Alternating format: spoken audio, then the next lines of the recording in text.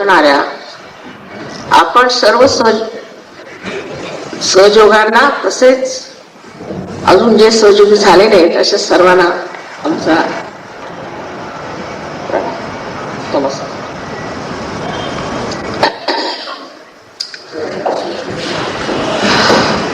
ठेवली पाहिजे की सत्य आहे तिथे आहे आणि आपण त्याची कल्पना करू शकत नाही, त्याच्यावर कोणताच आरोपण करू शकत नाही किंवा आपण ते बदलूही शकत नाही. हे सत्य काय? हे सत्य आहे की आपण मनबुद्धी अहंकार या उपाधी नसून आपण आत्मा आहोत.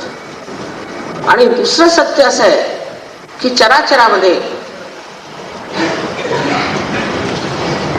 एक सूक्ष्म शक्ती, जिला वेदामध्ये उत्तम पराप्रज्ञा असं म्हटलेलं आहे,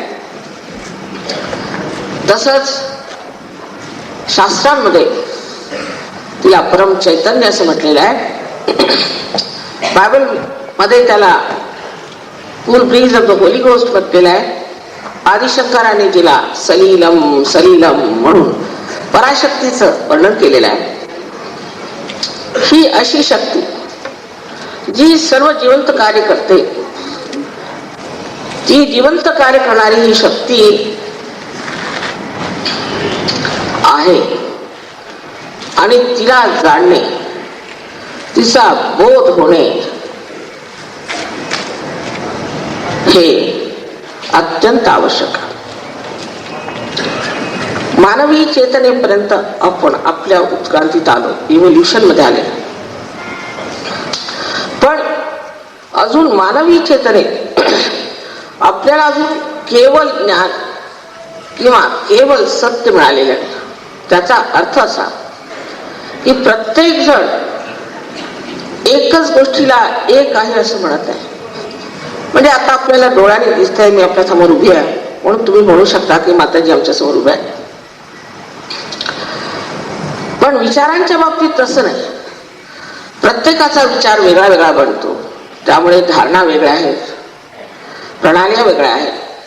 कोणाला कम्युनिझम पाहिजे तर कोणाला डेमोक्रेसी पाहिजे, कोणाला एक राजा असलेला तो चालेल. अशा रीतीने अनेक तऱ्हेचे राजकारणात सुद्धा, समाजात, प्रत्येक ठिकाणी एक एक वेगळा विचार होता. लोकमान्य टिळकांचं असं म्हणणं होतं की आपण आधी स्वातंत्र्य घेतलं पाहिजे, आणि आगरकरांचं असं म्हणणं होतं की नाही, आधी समाजाची व्यवस्था ठीक केली पाहिजे. दोन्ही गोष्टी ठीक होत्या, असून सुद्धा त्यांच्या विचारांमध्ये फरक होता. पण कधी कधी असेही विचार असतात की ज्याच्यामध्ये लोकहित किंवा लोककल्याणाचा विचारच नसतो. त्या विचारांमध्ये मला असं म्हणता येईल की कोणत्याही प्रकारची धर्मांधता ही कधी लोककल्याणाला सार्थक होऊ शकत नाही. आता आपण सदामचं पाहिलंच आहे की त्याच्या धर्मांधता घुसली आणि त्यांनी किती लोकांना त्रास दिला. किंवा कोणत्याही कल्पनेबद्दल, कोणत्याही विचाराबद्दल तीच खरी आहे, एकांगी असा विचार करून दुसरे जे आहेत ते सर्व खोटे आहेत, आम्हीच तेवढे खरे असे म्हणणारे लोक सुद्धा अत्यंत समाजाला घातक आहेत. तेव्हा ते केवळ सत्य मिळालं पाहिजे, त्यालाच आपण कैवल्य असं म्हणतो. जेव्हा सर्व लोक एकच गोष्ट बोलतात आणि एकच गोष्ट सांगतात. आता ही महाराष्ट्राची भूमी अत्यंत पावन भूमी आहे, अत्यंत पावन आहे. ते ह्या लोकांना विचारावं. सगळीकडे त्यांना आमंत्रण आहे, प्रत्येक शहरातून, प्रत्येक जिल्ह्यातून आमंत्रण असलं किंवा दुसऱ्या प्रांतातून फार आमंत्रण आहेत आणि तिथे पुष्कळ सहयोगी आहेत, हजारो आहेत.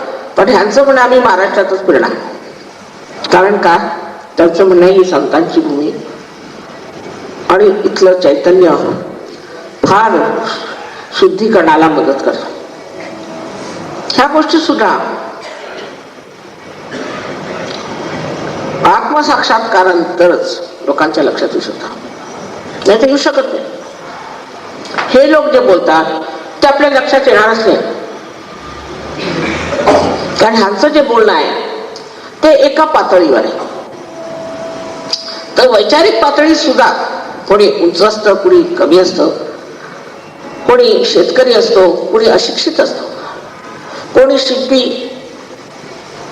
तर कोणी आपल्याला माहिती आपल्या देशामध्ये संत प्रत्येक जातीमध्ये झाले.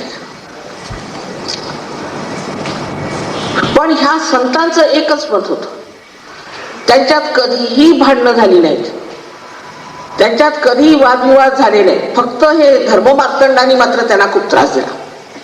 एकनाथांनी महाराजच्या घरी जेवले. तुकारामांनी म्हटलं झाला महार पंढरीनाथ. श्रीकृष्ण सुद्धा दासी पुत्र विदुराच्या घरी जेवायला गेले ते, आणि रामाने सुद्धा भिल्लीची बोरं उष्टी बोरं खाल्ली होती. इतकंच नव्हे, पण श्रीकृष्णाचं आयुष्य लिहिणारे किंवा त्यांच्याबद्दल लिहिणारे जे गीताचे फार मोठे पंडित आपण मानतो व्यासमुनी, ते कुणाचे पुत्र होते? एका कोळीणीचे, आणि ते अवैधानिक.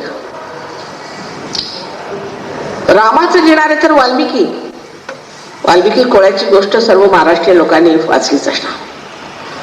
त्यांनी कुणी धर्ममार्तंड का शोधून नाही काढला, त्यांनी असे सर्वसाधारण श्लोक का शोधून काढले. आणि वाल्मिकी सारखा एक कोळी, कमालीची गोष्ट आहे बघा की संस्कृतामध्ये इतकं सुंदर रामायण त्यांनी कसं लिहिलं. काहीतरी त्याच्यात किमया झाली असेल. परत असा विचार करायचा की ह्या संतांचं कधी आपापसात भांडण झाले एक गोष्ट आहे, पण त्याशिवाय ह्यांचं आयुष्य किती निर्मळ, किती आल्हाददायी, किती उज्ज्वल, आणि जगाच्या कल्याणा संतांच्या विभूती. ते आजकालच्या काळात तुम्ही असा एक मनुष्य दाखवा की ज्याला आपण म्हणू शकू की हा खरोखर निर्मळ मनुष्य आहे. कोणत्याही प्रांगणात फारच कमी लोक असे आहेत की जे निर्मळ आहेत, आणि जे आहेत ते साक्षात्कारी आहेत. रशियाचा गोर्बाचेव हा साक्षात्कारी मनुष्य आहे, म्हणून त्यांनी आम्हाला एवढं पाचारण केलं. आमचं इतकं कार्य रशियाला चालू आहे. साक्षात्कारी पुरुष शास्त्रीजी होते, लालबहादूर शास्त्री, महात्मा गांधी होते. ह्या लोकांनी जे कार्य केलेलं आहे ते इतकं निर्मळ, स्वच्छ, परहित, दुसऱ्याची दुःख बघून कोणी पैसे विषय लाचलुचपत वगैरे ह्या गोष्टी त्यांच्या डोक्यात सुद्धा येत नव्हत्या. आमचे वडील सुद्धा एक आत्मसाक्षात्कारी होते. कधी मला ते मेयर सुद्धा होते नागपूरचे, नंतर कॉन्स्टिट्युएंट असेंब्लीचे मेंबर होते, आणि त्यांची आंबेडकरांची फार मैत्री होती. आंबेडकर सुद्धा अगदी निस्पृह मनुष्य होता, अत्यंत विद्वान आणि निस्पृह. त्यांना मी फार जवळून जाणते. आमच्या घरी येणं जाणं त्यांचं असं. त्यांची वैचारिक पातळी फार उच्च असली तरी शास्त्रामध्ये फरक होता. तरी सुद्धा अत्यंत निष्ठुर होता. देवकृपेने आम्हाला अनेक अशा फार मोठ्या मोठ्या लोकांशी बोलण्याचा, त्यांच्या राहण्याचा असा श्लोक आले. गांधींच्या बरोबर बरेच वर्ष होते, आणि 42 सालात सुद्धा पुष्कळ कार्य करावं लागलं. त्यात पुष्कळ मला मारहाण झाली, पुष्कळ त्रास झाला, सगळं काही झालं, पण आपला देश मात्र स्वतंत्र झाला. तर असे निर्मळ लोक हे संत होते. त्यात अगदी धडाकून बोलत असत, निर्भय. दासगणू हे एक ब्राह्मण होते. त्यांनी काय म्हटलं, अहो आम्हासी म्हणती ब्राह्मण, आम्ही जाणीले नाही ब्रह्म, आम्ही कसले ब्राह्मण. ऋषी सरस्वती होते दुसरे, ते ब्राह्मण होते. ते रस्त्याने चालले असले, पाहिले एखाद्या माणसाने एखादा शेंदूर बिंदूर फासून तिथे काहीतरी एक दगड बसवलाय, त्याला लाथाने उडून टाकायचे, त्या माणसाला ठोकून काढायचे. नंतर रामदास स्वामींबद्दल बोलायला सकून साक्षात हनुमानाचे अवतरण केलं. त्यांनी तर अशा लोकांना जे अगुरू आहे किंवा लोकांना फसवतात हे करतात, त्याच्यावर शिव्या खात्यात. त्यांना शिव्या बिव्या काही येत नव्हत्या, पण काहीतरी आपल्या मनाने शिव्या करून असं त्यांनी लिहिलेलं आहे. एक फक्त सांगता येईल की सगळ्यांना जात पात, अंधकार, अज्ञान ही अंधश्रद्धा, त्याच्या विरुद्ध अत्यंत चीड होती. आता ज्ञानेश्वरांनी सांगावं का त्यांच्याबद्दल. 23व्या वर्षात अमृतानुभव सारखा इतका सुंदर ग्रंथ लिहिलेला आहे. तो ग्रंथ जर तुम्ही त्याच्या 2 ओळी रोज वाचल्या, सारा दिवस अगदी आनंदात. अहो 23 वर्षामध्ये त्या मुला लहानसाच मुलगाच नव्हतो, त्यांच्यासारख्या 2 ओळी कुणी लिहून दाखवेल तर मी म्हणे की काहीतरी यांच्या बोलण्यात अर्थ आहे. नाही तर म्हणे की त्यांच्या समाधीला उकरायला चालले होते की त्यांची हाडं बघा, काय लहान तोंडी मोठा घास घेतात लोक, काही अक्कल नाही. असल्या गोष्टी बोलणं महापाप आहे. संतांच्या बद्दल असल्या गोष्टी बोलायचं म्हणजे लोकांना काहीही भीतीच नाही. लावली जीभ टाळूला आणि वाटेल ते बोलायला सुरुवात केली. किती आदराने ह्यांच्याबद्दल बोललं पाहिजे. 25 वर्षापूर्वी अशी आपल्या देशात स्थिती नव्हती. म्हणजे सांगतात का, संतांच्या बद्दल एवढा आदर होता. आम्ही सगळ्या शाळेमध्ये वगैरे मराठी शिकलो तर मला तरी वाटतं 70 ते 75% संबंध वाङ्मयच मुळी संतांच्या आणि भारावलेलं होतं, त्यांच्याच वाणी. आणि ते सगळं असताना सुद्धा आज अशी स्थिती आली की कुणीतरी उठावं आणि काहीतरी बोलावं आणि लोकांनी त्याचा जयघोष करावा. त्यांनी काय सांगितलं की तुम्ही आत्मसाक्षात्कार द्या. ख्रिस्ताने सांगितलं नो दाय सेल्फ. मोहम्मद साहेबांनी सांगितलंय. तुम्हाला आश्चर्य वाटेल की मोहम्मद साहेब हे दत्तात्रयाचेच अवतरण होते आणि त्यांनी स्पष्ट सांगितलं की जेव्हा कियामा येईल, जेव्हा रिझरेक्शन म्हणजे तुमची उत्क्रांती होईल, तेव्हा रिझरेक्शन येईल, त्यावेळेला तुमचे हात बोलतील. म्हणजे सहयोगावर अगदी स्पष्ट सांगितले त्यांनी. आणि खरोखर हात बोलतात सहयोगात, कारण ह्या ज्या 5 आणि 6 आणि 7 चक्र आहेत ती तुमच्या हाताला त्याची जाणीव बोध विध होते. आता ज्ञानेश्वरांनी एक मोठी कामगिरी केली आपल्या महाराष्ट्रीय लोकांसाठी. कुंडलिनी बद्दल इतक्या पुस्तकात लिहिल्या की मी जर त्याची सूची तुम्हाला दिली तर तुम्हाला आश्चर्य वाटेल. मार्कंडेय पुराणापासून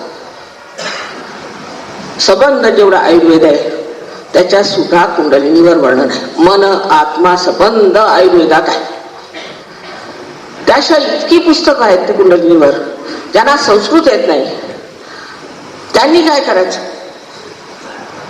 पूर्वी काळी नागपंथीयांमध्ये अशी परंपरा होती की एका गुरुनी एकच शिष्य करायचा. मच्छिंद्रनाथला गोरखनाथ आणि निवृत्तीनाथांना ज्ञानेश्वर.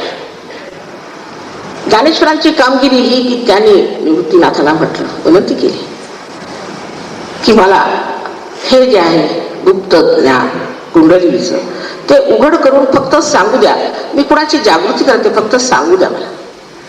कारण ह्या जनसमाजाला ते माहीत असलं पाहिजे, लोकांना माहीत असलं पाहिजे की कुंडलिनी काय. आणि त्यांनी ज्ञानेश्वरीच्या 6व्या अध्यायामध्ये कुंडलीचं फार सुंदर वर्णन केलं. पण परत धर्ममार्तंड ज्यांनी एकनाथांना छळलं, ज्यांनी तुकारामाला छळलं, सगळ्यांना छळलेलं आहे हे धर्ममार्तंड.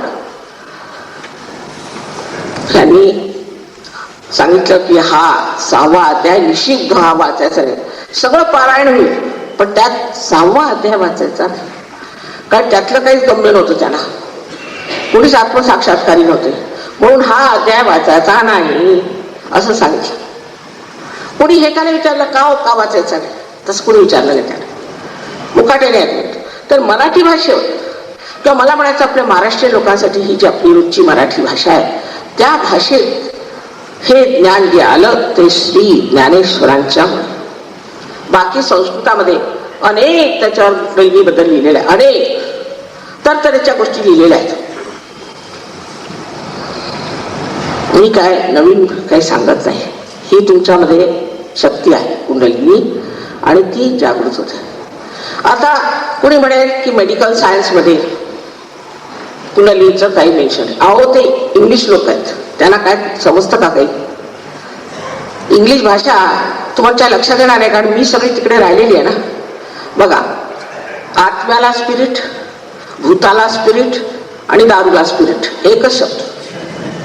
ह्या महामूर्खांना कसल्या कुंडलिनी बद्दल माहित असणार, पण ख्रिस्ताने सांगितलंय की I appear before you like terms of flames. तुमच्यामध्ये ट्री ऑफ लाईफ आहे, सगळं काही वर्णन केलेलं आहे ख्रिस्ताने. पण ख्रिस्ताला विचारतो कोण? त्यांचे गुरु म्हणजे फ्रॉइड येतातच नीश. त्यामुळे जे एवढं मोठं आपल्याजवळ होतं, एवढी मोठी संपदा, ती ह्यांच्या डोक्यात कुठून राहणार. पण आता तुम्हाला आश्चर्य वाटेल की 3 डॉक्टरांना सहयोगामध्ये कुंडलिनीवर MBBS डॉक्टरना MD ची पदवी मिळाली. जग जाहीर आहे ते. आणि परवा पुणे युनिव्हर्सिटीमध्ये 500 डॉक्टरांच्या समोर ही गोष्ट त्यांनी सांगू पांग सगळी समजवली की कसं कुंडलिनीचं जागरण आणि पॅरासिम्पॅथॅटिक नर्वस सिस्टम ही आम्ही मॅनेज करतो. पण काही लोक इतके खोटाडे आहेत ह्या दिवसात, त्याच्या खोटेपणाची तरी कमाल आहे. हे सगळं काही झालं असताना सुद्धा खोटं लिहिलं की काही त्यांनी सांगितलं नाही परिमाण, त्याच्याशिवाय का कोणी MD होऊ शकतं का?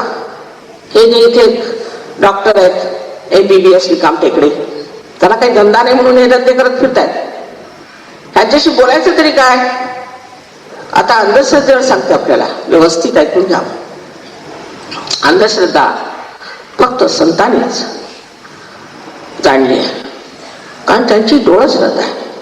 आत्मसाक्षात्कारी लोक. श्रद्धा 4 प्रकारच्या असतात. पहिला प्रकार तामसी श्रद्धा, ती अगदी आंधळी असते.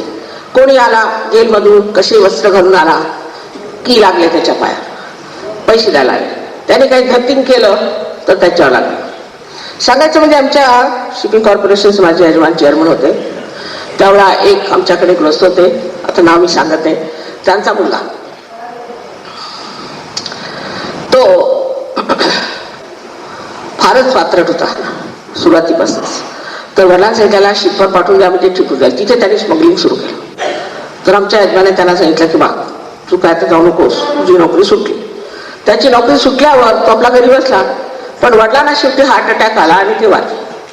वारल्यावर मी लंडनला निघून गेले होते. तिथून आल्यावर त्यांच्या आई आणि सून आणि हे सगळे मला सांगायला आले की माताजी ह्याचं काय झालं काही समजत नाही, आमचे सगळे दागिने घेऊन गेला, आपल्या सासूचे दागिने नेले आणि आमचं जे घर होतं तेही गाण ठेवलं. तर काही समजत नाही, हा मनुष्य करतोय काय. आम्हाला सांगितलं मी हे करते, मी बिझनेस करतोय. आता 2 वर्ष झाले हे घर विकायला आला, आम्ही करायचं तर काय करायचं. मी म्हटलं कमाल या माणसाची, इतका तो असे विक्षिप्त हे मला माहित नव्हतं. नाही म्हणे साहेबांना भितो. म्हटलं पण साहेबांच्या हाती तर लागू द्या. शेवटी मग 2 वर्षांनी मी आले तर त्याने सांगितलं सगळे पैसे घेऊन आला, सगळं काही घेऊन टाकलं, मागल्या वर्षी सगळं काही ठीकठाक झालं. तर बरं झालं, तुमचं बरं झालं, त्याच्यात वाईट का वाटून घ्यायचं. तर त्यांनी नंतर मला एका वर्षात सांगितलं, अहो माताजी, मी म्हटलं तुम्ही पत्ता काढा की कोणचा बिझनेस केला. अहो हा तो गुलाब बाबा झालेला. असं का? हा गुलाब बाबा बनवून सारे पैसे कमवतोय. मग आम्हाला नको म्हणे हे असे घालेले पैसे. म्हटलं तर राहू द्या, तुमचं मिळाले तेवढे मिळाले, जाऊ देत पुढे त्याला. नाही म्हणे आम्हाला नको पैसे. तो गुलाब बाबा आमच्या नागपूरला गेला. तिथे त्याने काय केलं की लोकांना सांगितलं की इथे मी एक तलवार मारतो. तलवार मारल्याबरोबर इथून पाणी मिळाले आणि तसंच झालं. तर लोक त्याच्यावर लागले पैसे द्यायला, त्याच्याच बायकांनी बांगड्या काढून दिल्या, हे दे. मग ते त्यांनी माती उठून पाहिली तर तिथे नळ होता. त्या नळाला दस्त लावून त्यांनी कसं तरी जोडलेलं होतं आणि जोराने तलवाराचा घात मारला तर ते आलं पाणी. तर नागपूरला आता त्या भागातले लोक आहेत, त्यांनी सांगितलं त्याला मारून टाकलं पाहिजे. पण तो निघून पळून गेला. तो तिथून पळून गेला. पण इतर ठिकाणी आहेत की धुळ्याला, इकडे जा तिकडे. मी एकदा नागपूरला गेले तर ते जे नागपूरहून पसार झाले परत नागपूरला आलेच. तर मी असं नाही म्हणणार की हे सगळं होऊन सुद्धा तो पसार झालेला. आता परवा आपण वाचत असेल की एक वाघ म्हणून गृहस्थांनी कितीतरी पैसे एकत्र करून ते प्रणवानंदजींना दिलं. मी आधी सांगितलं तर भामटाय म्हणून तिथे बसलेला प्रणवानंद. पण त्यावेळेला कुणाच्या डोक्यात आलं नाही, कारण तो कुणाला असं म्हणत होता की तुम्ही हे करू नका ते करू नका. काय केलं तरी चालेल, बायका ठेवल्या तरी चालतील, दारू प्यायला तरी चालतील, आम्हाला पैसे दिले मी झालं. तशातला हा गुरु. त्यांचे जर कोणी गुरु आहेत, कोणचे गुरु आहेत, तर मी एक आहे. मी म्हणे तुझी तब्येत कशी रे खराब झाली, गुरु आहेत तर. आणि 1970 साली या सर्व गुरूंच्या बद्दल मी अगदी सांगो पांग सगळं वर्णन केलेलं होतं. पण आजपर्यंत कोणाची हिंमत नाही झाली की माझ्या विरुद्ध काही केस करते, कोणाची हिंमत. मग त्याच्यानंतर अंधश्रद्धेबद्दल दुसरं सांगायचं म्हणजे राजकीय का म्हणा राजस श्रद्धा. म्हणजे कोणी मिनिस्टर आला नमस्कार नमस्कार नमस्कार, कोणी राजा आला नमस्कार नमस्कार. अरे तो किती भ्रष्टाचारी आहे, का तो किती वाईट रीतीने वागतो, की त्याने किती बायका ठेवला, का दारू पितो का काय, नमस्कार नमस्कार. त्याच्यात स्वार्थही की ह्याला नमस्कार केला तर आम्हाला काहीतरी मिळेल, पैसे मिळतील. म्हणजे शाळेतून सुद्धा पुष्कळशा विद्यार्थ्यांना आता आज मिनिस्टर साहेबांना खडी ताज देऊन द्या, उन्हात पोरं उभी बिचारे, त्यांना उभं केलंय कशाला, कदाचित देणगी देतील आपल्याला. मिनिस्टर साहेब आलेच नाहीत, ते आपल्या हातात काठ्या घेऊन उभेत. परवा मी रस्त्याने येताना पोलीसवाले दिसले, बिचारे बिचारे पोलीसवाले मला त्यांची एवढी दया वाटली, इथे उभे होते उन्हात. मी परतून आले तिकडं, आणखी जवळजवळ 8-9 तास ते तिथे होते, 8-9 तास तरी. विचारलं का हो काय चाललंय तुमचं इथे. अहो नाही बसलो होतो मी, कशासाठी, आमचे मिनिस्टर जा. असं का, कुठले सेंट्रलचे मिनिस्टर येतात त्यांच्याच. अहो त्याला कोण मारायला येते, कशाला तुम्ही उभ्या जाऊन चहा बिया पिऊन यावं म्हटलं. ते म्हणे माताजी असं कसं करता येईल. म्हणा करा तुम्ही, त्यापासून उपाशी तापाशी म्हणता, पण म्हटलं इथे लोकांना काही सुचत नाही, तुम्हाला चहा पाणी काहीतरी द्यायला पाहिजे की नाही. तर म्हणे लोकांचं आमच्या विरुद्धच मत झालेलं आहे, करायचं काय. त्यांना कायदा वगैरे काही माहितीच नाही, कारण कुणीच कायदा पाळत नाही, तर आम्हालाच मारतील उलट. म्हणजे हे काय प्रकार आहे, हे ऐकावं तेवढं थोडं. हे 25 वर्षात इतकं झालं की आपल्याला सांग, 25 वर्षामध्ये एवढी घाण आपल्या देशात आली. त्याला कारण का, त्याला कारण एक, अध्यात्म आपण सोडला. पुष्कळशे लोक म्हणतात देवच नाही, म्हणजे देव नाही म्हटला म्हणजे कोणाला देव ठेवला मग वाटेल तसं वागायचं, देवच नाही. पण हे अशास्त्रीय, देव आहे किंवा नाही हे शोधल्याशिवाय तुम्ही असं म्हणणं अशास्त्रीय. आधी तुम्ही देव शोधून काढा, आणि नाही मिळाला तसं म्हणायचं बा आम्हाला काय माहिती आहे किंवा नाही, हे शास्त्रीय पद्धतीने झालं. पण सहजोगात तुम्हाला देव मिळतो, देवाची अनुभूती येते, त्या परमचैतन्याची अनुभूती येते. तेव्हा एक समजलं पाहिजे की जी राजकीय किंवा राजसी जी श्रद्धा आहे त्याच्यात काही राम नाही. आपल्याकडे आयाराम गयाराम आहेत. आम्ही फार मोठे आहेत मिनिस्टर साहेब, ते आले की इतकी गर्दी लोटायची. पण ते जेव्हा खुर्चीतनं उतरले तर तिथे बसायला त्याला खुर्ची सुद्धा नाही विचारली एअरपोर्टला. कोणी विचारायला सुद्धा हा कोण आला आणि गेला. उलट लोकांनी सांगितलं हा फार भ्रष्टाचारी होता, त्याच्या पाठीमागे सगळं बोलायला सुरुवात केली. कोणी त्यांची स्तुती केली नाही. बरं सांगायचं म्हणजे असं, किती लोकांनी वाईटपणा केला तरी चांगुलपणाचा एक आदर आपल्या मानवात आहेच. तुम्ही कुठे ऐकले का की हा मनुष्य फार मोठा दारुडा होता म्हणून त्याला माळ घातलेली, किंवा त्याचे पुतळे उभारले असतील की हा महादारुडा होता, किंवा एखाद्या माणसाने बायका बिका ठेवल्या, यांनी इतक्या बायका ठेवल्या होत्या. अहो परदेशात हे होत नाही. म्हणजे आतून चांगुलपणा मोठेपणा हे आपण मानतो, त्याच्या प्रती आपल्याला श्रद्धा आहे, आणि ही सात्विक श्रद्धा आहे. म्हणजे या माणसाचं आयुष्य देवकार्यात गेलं, देशकार्यात गेलं. आता आपले फुले साहेब आहेत, ते म्हणते मला आंबेडकरांबद्दल फार श्रद्धा आहे, यशवंतराव चव्हाणांबद्दल मला फार श्रद्धा आहे, कारण ते माझ्या वडिलांचे फार मित्र होते आणि आमच्या यजमानाचे पण फार मित्र होते. तसंच नाईक साहेब, त्यांनी पुष्कळ चांगलं काम केलं. म्हणजे ते देवकार्यात नव्हते पण चांगली मंडळी होती, भले लोक होते. आपले दादा वसंतदादा पाटील हा सुद्धा भला मनुष्य होता. हे भले लोक आहेत, चांगले लोक आहेत, ह्यांनी कधी वाईटपणा नाही केलेला. पण त्याच्या पलीकडे हे संत, संतांच्या बद्दल श्रद्धा असणे ही सात्विक श्रद्धा. आणि ही सात्विक श्रद्धा का वाढवायची. लोक म्हणतील पण सात्विक श्रद्धेचा फायदा काय, त्याने मनुष्य सखोल गहनता येते. सहयोगामध्ये जे लोक आले जसचे अंधश्रद्धेत आले असेल तर मुश्किल होते त्यांची. परत आजकालच्या नव्या नव्या टूल काढतायत लोक. आता हीच की आम्ही अंधश्रद्धेबद्दल 1970 सालापासून इतकी मेहनत घेतली. 1970 सालापासून. आता इथे मंडळी बसली आहेत परदेशातले, तुम्हाला काय वाटतं तिथे अंधश्रद्धा नाहीत? अंधश्रद्धा तिथे इतक्या आहेत की त्या आपल्या देशात इतक्या नाहीत असं कधी कधी मला वाटायला. तिथे विचक्राफ्ट, हे ते सटॅनिक, डेव्हिल सगळं त्याचा प्रकार चालू आहे, भयंकर. आणि कितीतरी वर्षापासून चालू आहे. मला आश्चर्य वाटतं की इंग्लंडला इतिहासात आहे की असे प्रकार तिथे होत असत. चिटकी, अमक तमक सगळं. इंग्लंडला आपण समजतो की फार पुढारलेला देश आहे, तसं काही नाही. तिथे सगळे प्रकार होत होते आणि आजही होतात. आणि हे जे अगुरू आहेत म्हणजे रजनीश सारखे लोक, हे सुद्धा काय करतात? संमोहन. सगळ्यांना संमोहन शिकवतात आणि संमोहन करून लोकांच्याकडे पैसे पडतात. पहिली गोष्ट, जो मनुष्य आपल्याला परमात्मा किंवा भगवान म्हणतो त्याला पैशामध्ये काय हो? कोणत्याही प्रकारची रुची असायला पाहिजे का? देवाला काय पैसा बिसा समजतो का? काही समजत नाही. त्यांनी 58 रोल्स रॉयस विकत घेतल्या तिथे आणि त्या कवडी मोल शेवटी विकला आणि असा मेला तो. आणि हे जे तुम्हाला आज अंधश्रद्धेवाले झाले आहेत, ह्यांनी त्याच्यापासून दीक्षा घेतलेली. तुम्हाला आश्चर्य वाटेल. त्यांनी सर्व गणपतीची ह्याची त्याची थट्टा केली आणि त्याचा आमच्याजवळ पूर्ण पुरावा आहे. समाचार ह्याचं गुजरात समाचार मध्ये असं छापून आलं होतं, त्या रजनीशच्या लोकांनी छापलं होतं काय की आम्ही अंधश्रद्धा निर्मूलन समितीच्या तर्फे माताजींना एक फटका दिला. ते आम्हाला त्यांनी दगड मारले होते. हे दाभोळकर स्वतः आता दगड घेऊन होते, सगळ्यांनी पाहिलं त्यांना. हे डॉक्टर आहेत का दगड मारू आहेत? आणि जेव्हा त्याच्यावर टॉर्च फेकली तर असा हात त्यांचा उभे असे स्तंभित.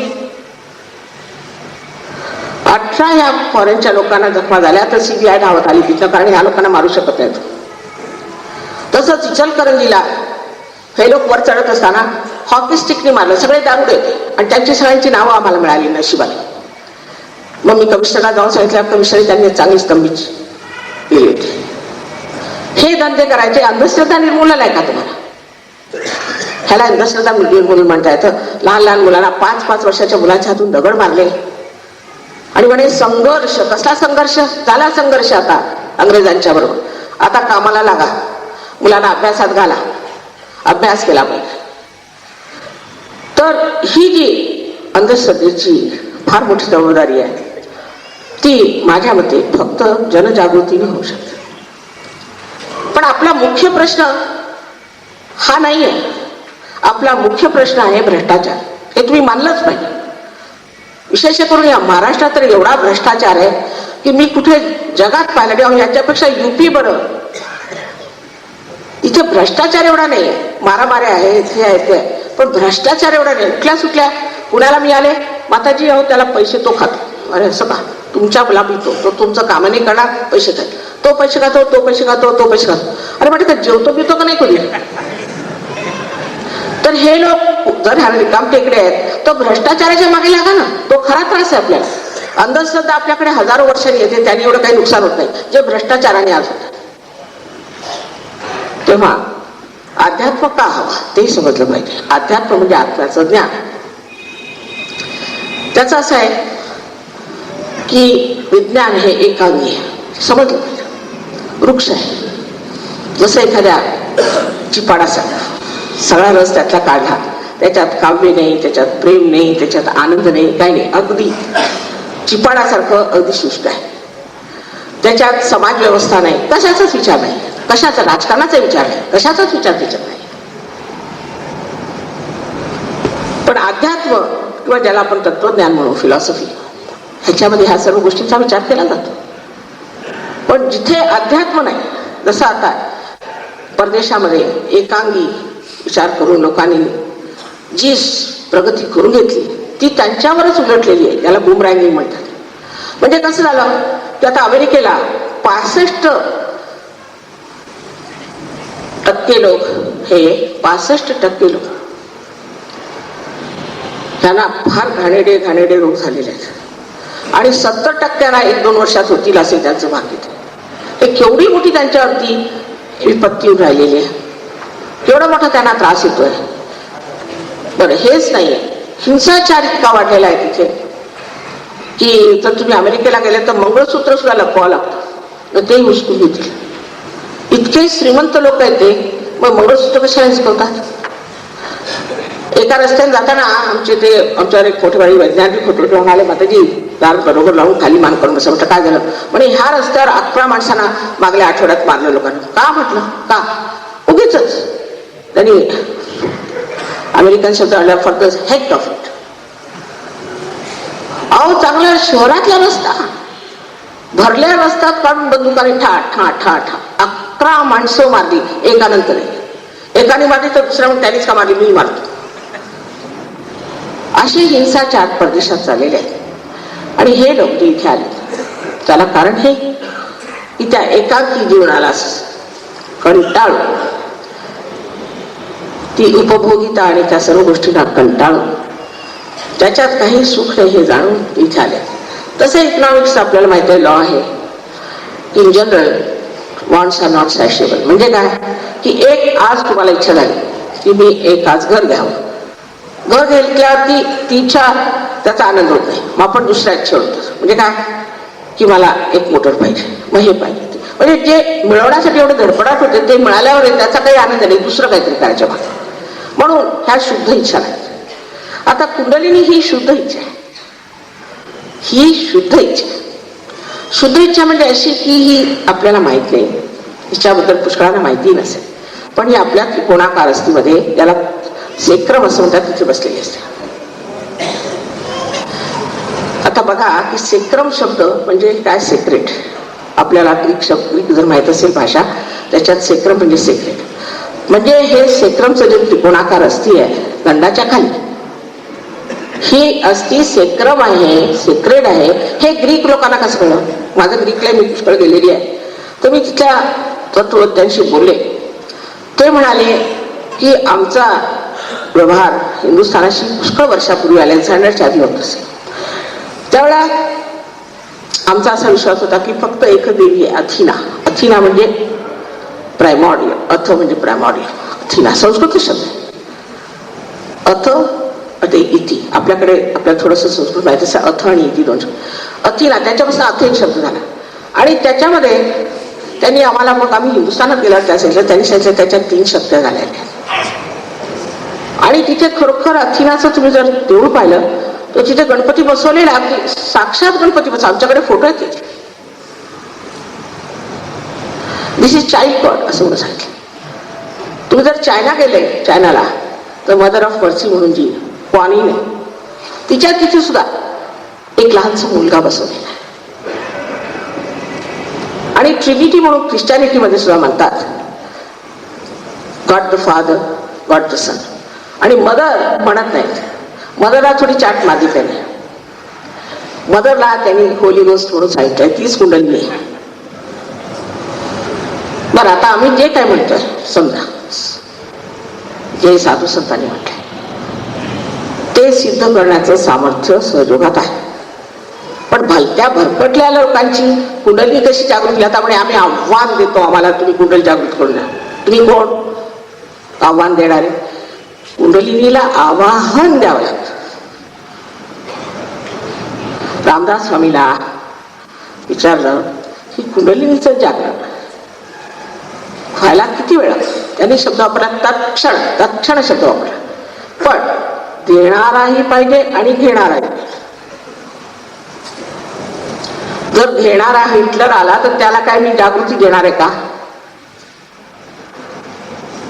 आणि कशाला अशा लोकांचं आव्हान घ्यायचं.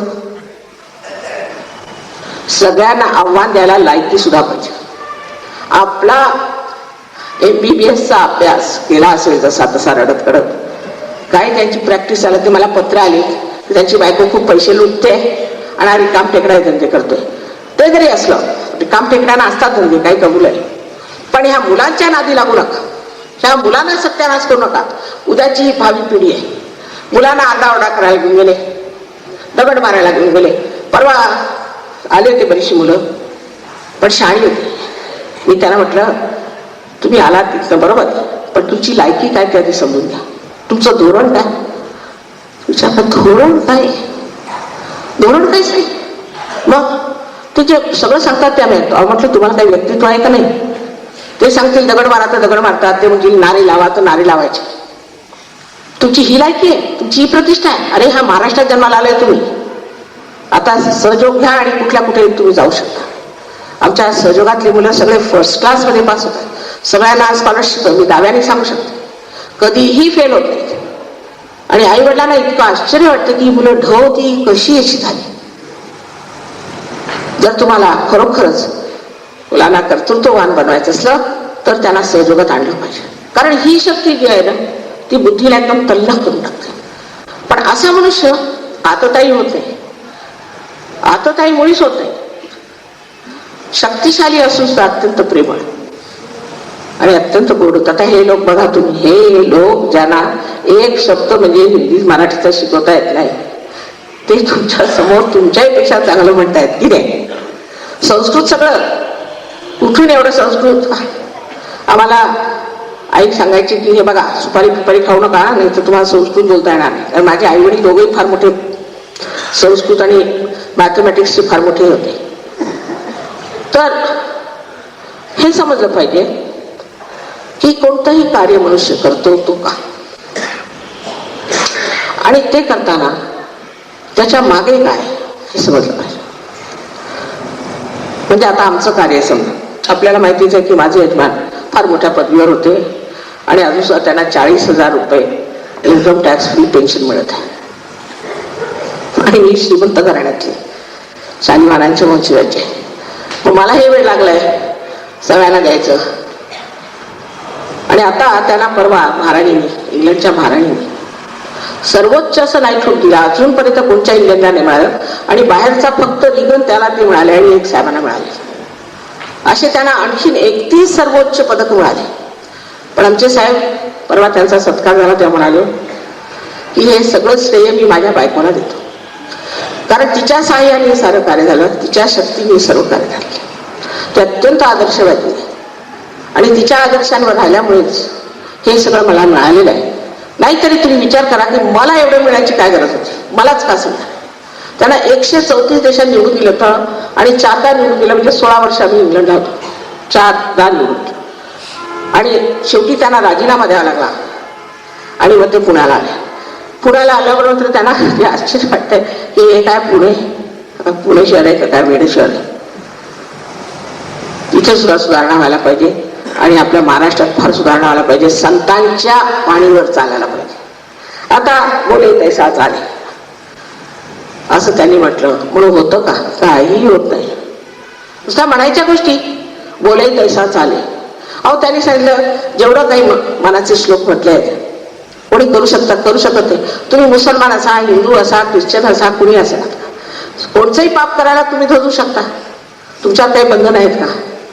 पण जागृती झाल्यावर मात्र आत्म्याचं जे एक प्रकाश येतो ना त्या प्रकाशात तुम्ही एक दुसरे सुद्धा. म्हणजे असं त्याचं उदाहरण की समजा तुमच्या हातात एक साप आहे आणि सगळीकडे अंधकार, तुमचे डोळे मिटलेले आहेत. त्यावेळेला तुम्हाला मी सांगितलं की अहो तुमच्या हातात साप आहे सोडून टाका.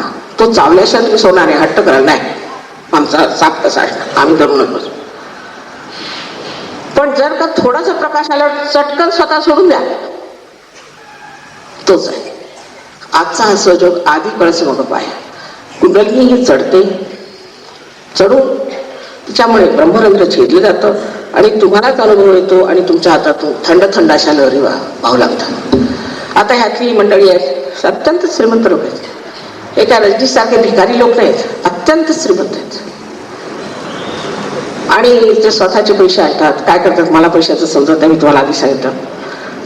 ते सगळे त्याची व्यवस्था आमच्या ट्रस्टतर्फे सगळं त्या व्यवस्थित होतं. कोणचंही बेकायदेशीर काम मी जन्मात केलं नाही आणि साहेबांनी केलं नाही म्हणून त्यांना पद्मविभूषणची पदवी मिळाली. आता हे कुठले रस्त्यावरचे लोक काहीही भरकटतात आणि न्यूजपेपरवाल्यांना सुद्धा काही वैचारिक पातळीने काही लिहितात जसे काही त्यांचे गुलामच आहेत.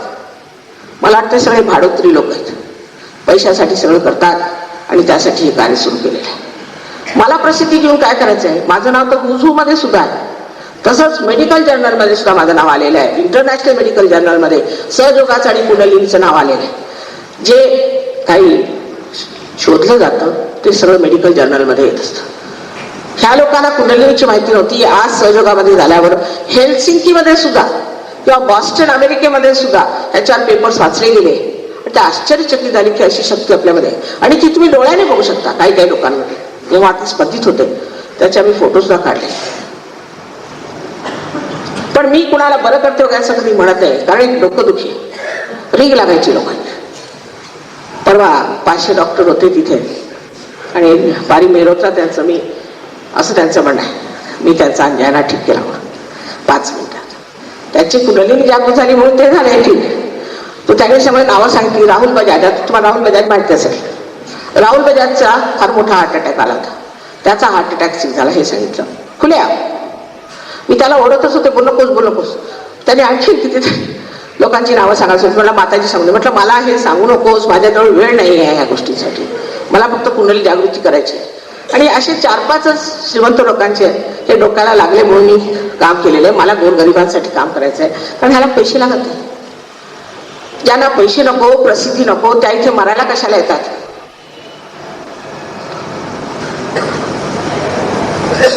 पण हे समजायला त्याला पाहिजे जातीची. येड्या गबाळ्याचे काम नव्हे. हे भाडोत्री लोक, पैसे घेऊन काहीतरी काम करणारे, इतक्या आपल्या देशाची दुर्दशा आलेली. आम्ही काय पाहिले आणि काय पाहतोय. कसलं ते आपल्याला स्वातंत्र्य मिळाले नुसतं स्वैराचार. आता परत जनजागृती झाली पाहिजे. लोकांनी समर्थ व्हायला पाहिजे. तुमच्या मुलांनी सुद्धा तुमची प्रतिष्ठा, आपली स्वतःची प्रतिष्ठा जाणली पाहिजे की आम्ही काय आहोत आणि आम्ही काय होऊ शकतो. तुमच्यातच मोठमोठाले लोक निघणार आहेत. आपलं आयुष्याचं फालतू लोकांच्या नादी लावणे आणि शाळांमध्ये सुद्धा सुरू करणार. म्हणजे अशा शाळेत सुद्धा मुलांना पाठवू नये. त्या रजनीशी शिवाय युनिव्हर्सिटी काढलेली बघा. त्या रजनीशच्या युनिव्हर्सिटीत जाऊन तुम्हाला जर उद्या एड्स आले तर कोण ठीक करणार आहे. त्यांनीच ह्या लोकांना पैसे पुरवलेले आहेत.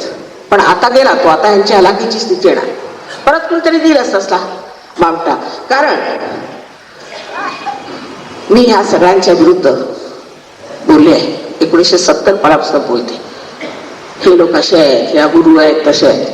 आणखी दुसरं हे मी सांगितलेलं आहे की कुंडलिनी जागरणानंतर तुम्हाला सगळं कळेल की माणसाला कोणत्या त्रासाने, कोणत्या गोष्टीमुळे त्रास होता. आता भूत नाही म्हटलं तर भूत नाहीत आणि आहेत तर आहेत. म्हणजे काय आहे की इंग्लिशमध्ये त्यांना प्रोटीन 52, प्रोटीन 53, प्रोटीन 58 असं म्हणतात. ते म्हणजे आपली जे संबंध भूतकाळातलं आयुष्य आहे आणि जेव्हापासून आपली निर्मिती झाली तेव्हापासून त्याच्यातनं जे आपल्यावर आघात होतो त्याला ते प्रोटीन म्हणतात. डॉक्टर लोक त्याला प्रोटीन म्हणतात. आता स्वयंचालित संस्थेला ऑटोनॉमस नर्वस सिस्टम म्हणतात. त्यांच्या भाषेत बरोबरच आहे, त्याला प्रोटीन नाव दिलेलं आहे आणि आपण त्याला भूत म्हणतो. पण त्याचे सशरीर नसतात. जर हे प्रोटीनचा अटॅक झाला तरच कॅन्सर होतो. ह्या प्रोटीनच्या त्यांनी ट्रिगरिंग होतं. पण ह्या उपमंडुकांना हे माहीत नाही की आज मेडिकल कुठे पोहोचलेलं आहे. मी ज्या मेडिसिन शिकले त्याच्यापासून आज मेडिसिन कुठे पोहोचलेलं आहे. पण मला व्यासंग आहे त्याचा, मी वाचत असते. लहानपणापासून व्यासंगाची फार सवय असल्यामुळे सर्व भाषेत माझं वाचन असतं. पण विशेषतः मेडिकलकडे माझं फार लक्ष आहे की मेडिकल कुठे पोहोचलेलं आहे, जेनेटिक्स कुठे पोहोचले. आणि ते अगदी जवळ, सहयोगाच्या अगदी जवळ येऊन घातलेले आहेत. आणि येणार. आणि आयुर्वेद तर आहेच. आता आयुर्वेदात जर कुंडलिनी सांगितली आहे तर ती मेडिकलमध्ये नाही म्हणून ती वाईट असं कसं म्हणायचं. म्हणजे आयुर्वेदच वाईट दिसतोय. म्हणजे आपल्या देशातलं सगळं वाईट आणि बाहेरचं सगळं चांगलं असं जर आपण डोक्यात घेतलं असलं, अशा माणसाला काय समजावून सांगायचं. इथे ज्ञानाचा सागर आहे, सागर. ज्ञानाचा सागर या देशात आहे. पण सगळं ते झाकून टाकलंय आणि हे इंग्रजी डोक्यात शिरलेलं आहे की आम्ही आता साहेब झालो, बस साहेबासारखे कपडे घालायचे, फिरायचे, झालं. वा वा वा वा वा. कोणता शोध लावलाय तुम्ही हिंदुस्थानात. एक सी व्ही रमन नंतर कुठे एवढाच एक लॅम्प काढला तर कुठे काहीतरी काढलं, हे चाललेलं आहे. कुठे जग गेलेलं आहे शोधामध्ये. सगळ्यात जास्त पराकोटीला त्या रशियामध्ये. आणि रशियामधले जे वैज्ञानिक आहेत ते मला म्हणतात, माताजी आता विज्ञान सांगून आम्ही कंटाळलो, आता मला तुम्ही आत्मसाक्षात्कार द्या. 200 विज्ञानी ज्यांनी स्पुटनिक बनवला तो सुद्धा आज सहयोगात आहे. तुम्ही वाटलं तर पत्र लिहून विचारा. आणि 400 डॉक्टर हे करतात. पण आपल्या देशात उलटीच बोंब आहे. आता आम्हाला दगडाने मारलं, आम्हाला हॉकी स्टिक्सनी मारलं ह्या मुलांना सगळ्यांना. हे शोभतं का? ह्यांना बघा, यांनी तुमची संस्कृती घेतली आणि काय संस्कृतीचं प्रदर्शन झालेलं आहे. किती हे लोक करायला बघतायत. शाळा बनवून देऊ आम्ही, हे करून देऊ, इतके पैसे देऊ, सर्व आता थांबून धरा. मी आधी रिझर्व्ह बँकेला विचारत होते काय करायचं. हे तुमच्या ह्याच्यासाठी कितीतरी फॉरेन एक्सचेंज आणले, इतकंच कितीतरी शाळांचा हे बोललेलं आहे बनवायला. कारण ह्या ना आपल्या संस्कृतीबद्दल आदर आहे. आपल्याला नाही पण ह्या आहे इथल्या कलेबद्दल आदर आहे. आणि आता परवा आणखीन खोटारडेपणा म्हणजे असा की रजनीशला सांगितलं, म्हणा पोलीसवाले होते, त्यांना सांगितलं की रजनीशचे शिष्य. ते म्हणे, माताजी हे तर देव लोक आहेत. म्हटलं हो, माझे ऐकवान तर म्हणतात की हे देवदूत आहेत. पण त्यांचे रजनीशचे लोक आहेत का? आणि म्हणे ना एड्सचा रोग होतो. एकही मनुष्याला आज संयोगात एड्स होत नाही, पहिली गोष्ट. आणि दुसरं असं यांना हेही माहित आहे की बाहेरून जितके लोक येतात आता या रजनीशमुळेच, प्रत्येकाची छानबीन झाल्याशिवाय त्यांना विजा मिळेल. कधीही सहयोगाला कुठेही कोणत्याही एम्बसीमध्ये रोकटोक नाही. पण रजनीशचा कोणी येत असला की लगेच त्याला रोकटोक होते. आणि पुण्याला आता बोकाळलेलंच आहे एड्स, फिरतायत सगळे रस्त्याने. 2 जण आले माझ्या प्रोग्रामला, तर त्यासाठी हे कपडे घालून माताजींना आवडणार नाही, त्यांना हे संन्यास बिन्याचं डोक चालत नाही. ते म्हणे एवढेच राहिले, आता हे नाही घालायचं मग कसं यायचं म्हणे माताजींच्या घरी. बाकी सगळं घेतलं म्हणे त्यांनी आमचं, सगळ्यांना लुबाडून खाल्ला. असे अनेक गुरु आहेत आपल्या प्रत्येक ठिकाणी बसले आहेत. पण कुणाला सांगून होणार नाही. जर सांगायचं असतं ह्या संतांनी किती केलेले आहे, कोणी ऐकलं का त्यांचं? फक्त जनजागृतीनंतर संबंध आतून इतका आमूलाग्र जे काही आपल्याला दिसतं की आपलं ते परिवर्तन झालेलं आहे. त्या मनुष्य आपोआपच ह्या सर्व गोष्टी सोडून सत्याचा प्रकाश मिळाल्यावर, आत्म्याचा प्रकाश मिळाल्यावर मनुष्य आपोआपच सगळं सोडून उभा राहतो. तर ह्यांचं वागणं कसं काय? आता हे कुठेतरी साडी विकत घ्यायला गेले होते, की ते साडीवाले सांगत होते, अहो माताजी त्या मुलीने आमच्या सगळ्यांना राखी बांधल्या, आणखीन आम्हाला एक चॉकलेट खायला दिलं. आम्ही त्यांच्या ओळखीचे नाही, काही नाही, काही नाही. इतकं प्रेमाने म्हणे, आम्हाला तर इतकं कुणी प्रेमाने केलंच नाही आजपर्यंत दुकानातून. ही अशी ही मंडळी आहेत. ह्यांना अनादर करायचा. आणि ह्यांना तुमचंच वेळ आहे, महाराष्ट्रातच जायचं, महाराष्ट्रातच जायचं. आता कुंडलिनीचं जागरण याच्यानंतर आपण करूया. त्याच्यावरती पुष्कळ काही लिहिलेलं आहे. आपल्याला पुस्तकं मिळतील, आपण वाचून घ्यावं आणि ते घ्या, मनन करून स्वीकारावं. हे कार्य सामूहिक आहे. सामूहिक म्हणजे असं की जर एक नख तुटलं तर ते वाढत नाही. तसंच सामूहिकतेत आमचं जे सेंटर्स आहे तिथे, ते आमचे पुष्कळ सेंटर्स आहेत कोल्हापुरात, तिथे आपण जावं आणि आपली वाढ करून घ्यावी. आणि मग मला आपण सांगावं काय झालं. आम्ही कॅन्सर मला केला की नाही ते आम्ही तुम्हाला, त्याच्यासाठी आम्ही मुंबईला परिषद भरवली. हे 4 पेपर आलेच नाही त्याला. टाइम्स ऑफ इंडिया लिहून दिलं, इंडियन एक्सप्रेसने लिहून दिलं, लोकसत्तेने लिहून दिलं, पण हे आले नाहीत. आता कोणाचा बरा केला त्यांची सुद्धा आमच्याजवळ म्हणजे नावं म्हणजे इतकी आहेत नावं. तुम्हाला वाटतील त्यांना तुमच्या. आजच सकाळी एका मुलाला मी बरं केलेलं आहे. पण याची जास्त प्रसिद्धी अशी करायची नाही. तुम्हाला नुसतं मला बरं करा, मला बरं करा असं नाही. तुमची कुंडलीची जागृती करून घ्या आणि सामूहिकतेत ते बरोबर घडतं. जसं आता आपण बसले आज अगदी सगळ्यांना आत्मसाक्षात्कार मिळाले. महाराष्ट्रातले तुम्ही, हे महाराष्ट्र जाणलं पाहिजे. हा देश काय आणि भाषा आपली मराठी म्हणजे काय, काय भाषा आहे. तेव्हा इतके तुम्ही हे असून जाणत असून आणि ते तुम्हाला जर नाही मिळालं तर कुणाला मिळणार आहे. तेव्हा कृपा करून सगळ्यांनी नम्रपणे, जिज्ञासूपणे हे स्वीकारावं. त्याचा सगळ्यांना लाभ होईल. आणि सगळ्यात मुख्य लाभ शारीरिकच नाहीये, मानसिकच नाहीये, बौद्धिकच नाहीये, पण सगळ्यात म्हणजे आनंदाच्या डोळी, आत्म्याचा आनंद आतमधून वाहू. वयाचं सुद्धा लहान राहतं. आता मी 68 वर्षाची बाई आहे. 68 वर्ष. रोजचा माझा प्रवास चालू आहे, रोजची माझी मेहनत चालू आहे, रोजचं भाषण चालू आहे. वयाचं सुद्धा भान राहत नाही. शरीर कसं एकदम आतून म्हणजे किती जोरात चालले तरी काही मला वाटत नाही, अगदी हलकंच वाटतं वाऱ्यासारखं. त्याशिवाय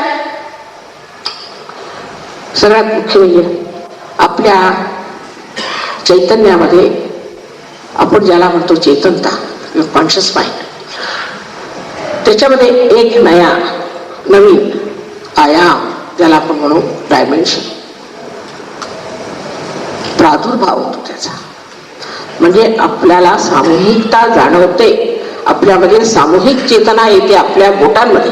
म्हणजे असे हात केले की आपल्याला कळतं की आपली कोणची चक्र खराब आहेत आणि दुसऱ्यांची कोणची खराब आहेत. ते 5, 6 आणि 7 चक्र आहेत.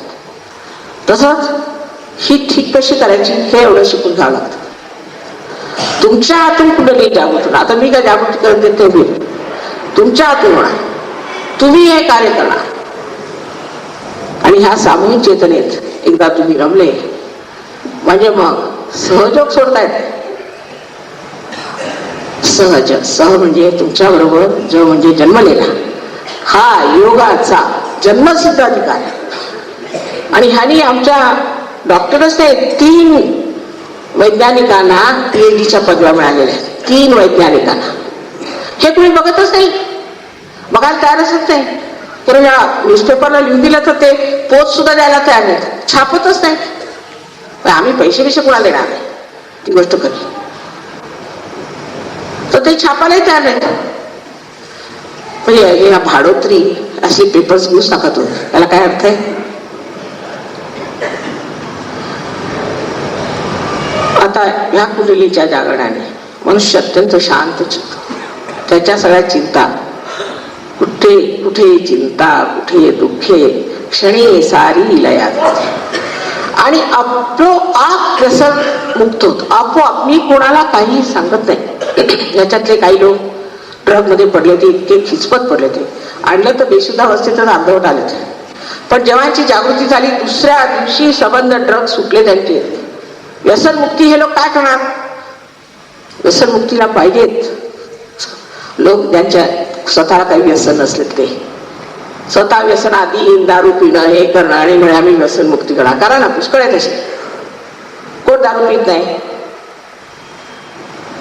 परवा बाळ ठाकरे म्हणाले की तुम्ही जर ते परखडपणे कधी बोलतात तर त्यांनी म्हटलं की तुम्ही सगळेजण दारू सोडा तरच तुम्ही ड्रग समितीवर येऊ शकता. तर म्हणे सगळ्यांच्या आवडलेल्या मुठ्या म्हणायच्या ढिल्या पडल्या. परखडपणे चांगलं बोलतात कधी कधी, पण जरा एकाकी आहेत आणि एकीकडेच विचार करतात. मला सांगा आता तुमचं कार्य फार हळूहळू होणार आहे. म्हटलं पण आमचं सॉलिड आहे, तुमच्यासारखं नाही अर्धवट. सॉलिड काम मानतात ते. तसंच दादा मला मानत असत. सर्व लोक, सर्व राजकारणातले लोक येतात. मला राजकारण समजत नाही, माझा राजकारणाशी काही संबंध नाही. पण कोणी आलं माझ्याकडे तर मी त्याला नाही म्हणत नाही. मला काय करायचं, त्यांची मतांतर भांडणं बिडणं असतील जाऊन भांडण. पण माझ्याचकडे आले तर आई म्हणून आल्यावर आईला सगळे एकसारखे आहेत, मी सगळ्यांचं ट्रीटमेंट करून देते, सगळ्यांना बरं करून देते. पण हा भाडोत्रीपणा करणाऱ्या लोकांना मात्र कोणी ठीक करू शकत नाही. कोणी आंधळे असे त्यांचे डोळे भरता येते. म्हणजे आणि डोळ्यात पट्टी बांधून आंधळे पण घेते, त्याला कसा मी ठीक करणार. आणि उगीच आहे. मी विचार करते की ह्यानं माझ्याशी काय बिघडलेलं आहे. आज आमच्या बाई येते श्रीखंडीबाई, त्यांनी सांगितलं माताजी असं आहे, तुम्ही 1970 सालापासून हे कार्य करते आणि ह्यांनी आता 2-3 वर्षापासून हे कार्य सुरू केलं. त्यांना असं वाटतं की अंधश्रद्धेमध्ये आमच्यापेक्षा माताजी कोण आहेत सगळ्यात जगात एवढं कार्य करणाऱ्या, म्हणून येतो मात्र. अरे बाबा, मला तर इतका आनंद झाला. ते मानव आले होते माझ्याकडे, मी म्हटलं बाबा केवढी गोष्ट आहे, आता हे अंधश्रद्धेचं कार्य करणार. पण तो पक्का निर्बुद्ध मनुष्य. अहो, त्याला अध्यात्म माहित नाही, त्याला सायन्स माहित नाही, त्याला म्हणजे कसलंच ज्ञान नाही. तशी बोलायचं का. BA फेलात म्हणे ते, असं का. बरं, काही व्यासंग विसंग काहीच नाही. त्याला मी पॅराशिपट, अहो ते काय माहिती मला समजत नाही. असं का तुम्ही आले कशाला. नाही म्हणणे तुम्हाला आव्हान द्याला, असं का. आणि मेस्परिझम करतात, म्हणजे ही काळी विद्या ही करायची नाही, मेस्परिझम कळायचं. म्हटलं तुम्हाला माहिती आहे का मेस्परिझमच्या बद्दल किती आक्षेप आजकाल झालेले आहेत. सायन्समध्ये किती त्याच्यावरती निघालेले आहे, किती कोरडे लोकांनी काढले, त्याच्यावर ओढले आहेत. ती पुस्तकं निघालीत, काय वाचलं होतं? मला वेळ नसतो, मी आता हेच कार्य करत असतो ना, त्याच्यामुळे मला वेळ नसतो. आपण तुम्ही कोणत्या ह्याच्यावरती केलं हे कार्य? मग मी टेप मागवली, टेप रेकॉर्डर दिला, त्याच्यात टेप करून म्हटलंय बघा मला नमस्कार, तुम्ही जा ह्याची घरी स्टडी करा आणि 2 लाख तुम्ही आपल्या डोक्यावर ठेवून घ्या. ज्या माणसाला काही ज्ञान नाही तो पुढारी कसा होणार? इतके वरपांगी लोक ते मग गेले म्हणा, पण त्यांच्या हातून एक फार मोठी चूक झाली की आमच्याकडे 12,000 माणसं होते आणि आमचे एक गृहस्थ होते, ते नुसते सजवण्यासाठी पुस्तक विकत नव्हते. त्यांच्यावरती 10-12 मुलांना त्यांनी घातलं आणि त्या 10-12 मुलांनी त्यांना इतकं जोडवलं की ते मेले 8 दिवसात. म्हणजे खुर्ची पण आहे की बघा. आता त्या मुलांचा आम्हाला पत्ता नाही, 12-14 माणसांमध्ये कुठे काय झालं माहिती, आमच्यावर काही पुरावा नव्हता. दगड मारले आम्हाला आणि म्हणे की आम्हालाच मारलं, त्यांना कशाला मारे जाऊ मी? म्हणजे इतका खोटेपणा करून शेवटी यांना मिळणार काय? किती म्हटलं तरी सहयोगा वाढणारच आहे, कारण हे सत्य आहे आणि ह्याचा आनंद आणि ह्याच्यात तो फायदा होईल. अहो ते मुलं आले ते ना अंधश्रद्धेचे तेही बसले नंतर आणि पार झाले. असंच होणार आहे. तेव्हा ह्याच्या गोष्टी दूर आहे. ज्या शाळेमध्ये हे धंदे चालतात त्यांना म्हणा आम्हाला ही शाळा नको, मूर्खपणाचं लक्षण आहे. ह्याच्यातल्या कुणी जर काही शोध लावला असेल तरी यांना म्हणत त्यांना विज्ञान येतं, तशातलं काही नाही. कुणी उठावं आणि काही बोलावं. विशेषतः ज्ञानेश्वरांबद्दल बोललेलं मला मुळीच सहन होणार नाही, मुळीच सहन होणार नाही.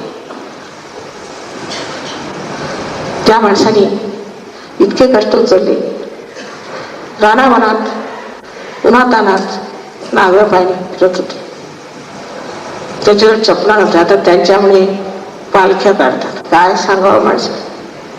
रस्त्याने येत होतो तर अडवलं, म्हणे माताजी तुम्ही ज्यांना थोडं शिकलं. म्हटलं काय? आम्ही पालखी आणली आहे, सगळे जेवायला बसले. म्हटलं तुम्ही जेवा त्यांच्या पालख्या घेऊन. हे काय शोधतो का? आणि 23 वर्षे कंटाळूनच त्यांनी समाधी घेतली असेल. कबीराने म्हटलंय कैसे समजावं सब जगांना. कबीर झाले काय, नामदेव झाले काय, गोरा कुंभार झाले काय, सगळं एकच बोलत असत. गोरा कुंभारांना एकदा भेटायला नामदेव गेले. आता नामदेव किती मोठे ते आपल्याला माहित नाही, पण पंजाबात गेले तर त्यांचं पाचारण झालं. नानक साहेब त्यांच्या पायावर आलेले, म्हणे काय? हा म्हणे तुम्ही कसं तरी करून पंजाबी शिका. आणि पंजाबी भाषेत एवढा मोठा ग्रंथ आपल्या नामदेवाने लिहिलेला आहे, ज्यांना माहित आहे त्याच्यात आहे हा ग्रंथ साहेब म्हणे. आणि मराठीमध्ये ऐकून माझे काय म्हटलं काय मराठीमध्ये काय बोलतात? अहो नामदेवांचे अभंग, जनाबाईंचे अभंग त्या ग्रंथ साहेबात घातलेले त्या नानक साहेबांनी. आपल्याला काही नामदेव म्हणजे काय वाटत नाही, शिंपी अतिशहाणे त्यांचे बैरिका. बरं आहे आपल्या मराठी भाषेत असे 2-4 आहेत शब्द सांगायला. ते गेले गोरा कुंभाराला भेटायला. गोरा कुंभार चिखल तोडत होते. आता बघा एक आत्मसाक्षात्कारी दुसऱ्याकडे कसं बघतो आणि त्याच्यात काय नजरेत येतो आणि त्याला काव्य कसं सुचतं ते बघा. त्यांना बघून म्हणतात स्तंभित झाले. आणि फारच सुंदर एक त्यांचं काव्य आहे की निर्गुणाच्या भेटी आलो सगुणाशी. हे काय बोलणं झालं. हे निर्गुण आणि सगुण सर्वसाधारण माणसाच्या डोक्यात येणं शक्य. काय त्यांचं ते बोलणं आणि काय त्यांचं ते प्रेम, काय त्यांची ती समज आणि काव्य. अहो शिंप्याला काव्य करताना तुम्ही ऐकलंय का कधी की गोरा कुंभारांनी काव्य केले, चोखामळ्यांनी काव्य केले? हे कुठून आलं? आता सहजोगच सुद्धा तुम्हाला आश्चर्य वाटेल की जे चार्टर्ड अकाउंटंट लोक आहेत ज्यांनी कधी मराठी शब्द जाणलेला नाही, मराठी उर्दू हिंदीत काय काव्य करतात. आता इथे एक गोष्ट आले ते उर्दू मध्ये इतके सुंदर आलेत की नाही माहिती आहे, कुठे आलेत का? इतक्या सुंदर ते कविता लिहितात. मराठी इतक्या सुंदर आहेत. कुसुमाग्रजांनी त्यांना मानून घेतलं की तुमच्या वयामध्ये हे काव्य ही भेट ते कधी ऐकलीच नाही. काय काय कुसुमाग्रजांनी त्यांना मानून घेतलं. म्हणजे हे सगळं तुमच्या सुद्धा आहे. ह्या सर्व शक्त्या तुमच्यात आहे. तर तुम्ही आपली सगळ्यांनी शहाणपणा धरून शक्ती घ्या. तुझं आहे तुझं फाशी जे आहे ते मी द्यायला इथे आलेली आहे. उगीच फालतू लोकांच्या नादी लागून आपलं आयुष्य खराब करून घेऊ नका. जे काही तुमच्यात आहे ते फार मोठं भव्य महान आहे आणि तो स्वतःचा गौरव आपण सर्वांनी मिळवून घ्यावा अशी माझी विनंती आहे. पाहून घरीवरून येते आता सारं वातावरण हे प्रेमाने भारावून गेले. त्याच्यानंतर गणपतीपुळ्याला हे सर्व मंडळी भेटतात. आपल्याला आश्चर्य वाटेल की रवींद्रनाथ टागोर हे फार मोठे द्रष्टा होते. त्यांनी सबंध वर्णन गणपतीपुळ्याचं केलेलं आहे. कसे लोक येतील, काय होईल, सगळं काही त्यांनी वर्णन केलेलं आहे. इतकंच नव्हे तर त्यांचे की युनिव्हर्सल मदर हॅज अवेकन्ड आणि इतकं वर्णन बारीक केलेलं आहे. तसंच इंग्लंडला विलियम ब्लेक त्यांच्या आपण कविता कदाचित वाचल्या असेल कुणीतरी, त्यांनी सबंध सहजोगावर वर्णन केलंय. माझं घर कुठे असेल, काय होईल त्याचं वर्णन आहे. लुईस म्हणून आहे, त्यांनी सांगितलेलं आहे. म्हणजे असे पुष्कळ द्रष्टे वगैरे. सगळ्यात मुख्य म्हणजे भृगुमुनींनी एक ग्रंथ, नाडी ग्रंथ लिहिला, त्याच्यात सबंध सहयोगाचं वर्णन केलेलं आहे. आणि 1970 साली सहयोग होईल असं त्या लोकांनी त्याचं म्हणजे त्यांच्या शकावरनं काढून 1970 साली होईल आणि कुंडलीचं सहज जागरण होईल असं भृगुमुनींनी 14,000 वर्षापूर्वी लिहिलेलं आहे. पण वाचायला पुस्तक कुठे ते घाणेरड्या रजनीशची पुस्तक वाचत असतात. तो त्यांचा केवढा साठा आहे आपल्याकडे. काही काही मुसलमान लोक सुद्धा हिंदुस्थानात इतके पोहोचलेले आहेत, मला आश्चर्य वाटतं. परवा एक नवाब साहेब आले, ते म्हणाले की माताजी कुराणामध्ये 1,00,000 कितीतरी असे नबी सांगितलेले आहेत. मग आम्हाला तर थोडेसेच माहिती आहेत. मग ते कुठे, ते हिंदुस्थानातच झाले असते कुठे अर्थात. आणि म्हणे इथले लोक किती सात्विक आहेत, म्हणे आम्हाला ही सात्विकता आवडते, ते भांडणारं नको.